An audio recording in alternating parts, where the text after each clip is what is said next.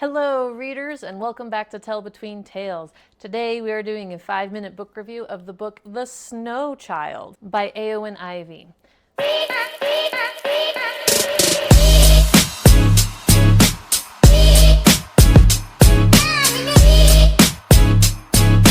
All right, so The Snow Child is a book that was inspired off of an actual Russian fairy tale, which I am not going to say because I cannot pronounce it in Russian, but it basically translates to The Snow Child.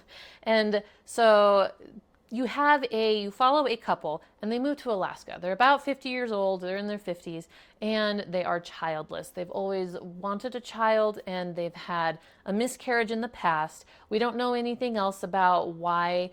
Maybe they didn't try again, or if maybe they just can't have kids.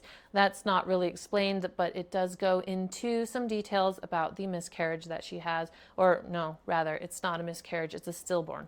They have a stillborn and the grief that that has brought about, and how they've buried that down. And so they're in Alaska. The book starts out where they have moved to Alaska because, especially the wife, she wants to get away from family and all the children, and this is just too much. I need my space. I need air, right? So that's why they're there. And they are starting off very estranged. Neither of them are very happy. They're very stuck in their roles, where the husband goes out and he works the farm and he tills the ground, and the woman stays inside and she cooks the food and she takes care of the house. And they begin the book very stuck in those roles.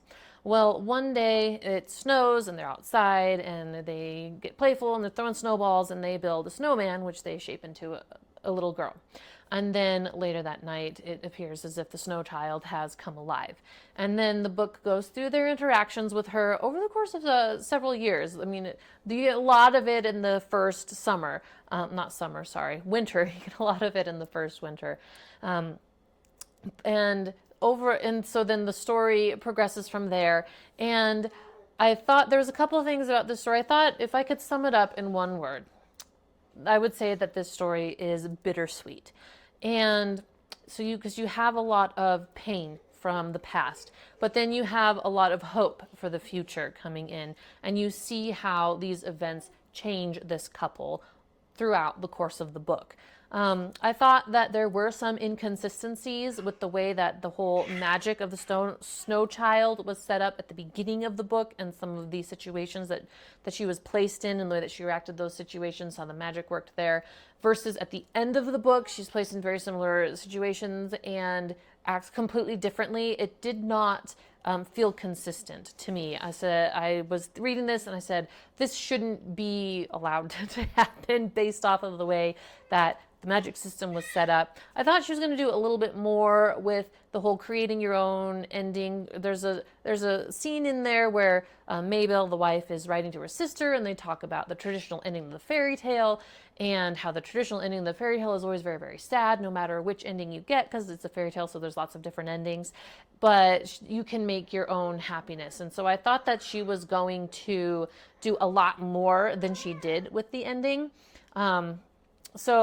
And then the ending in and of itself, I felt was just a little bit unsatisfying. It was a little bit, I don't know if it was a little bit abrupt. The way that she tied everything together was just kind of iffy for me. Well, we didn't get any money, but Mr. Burns got what he wanted.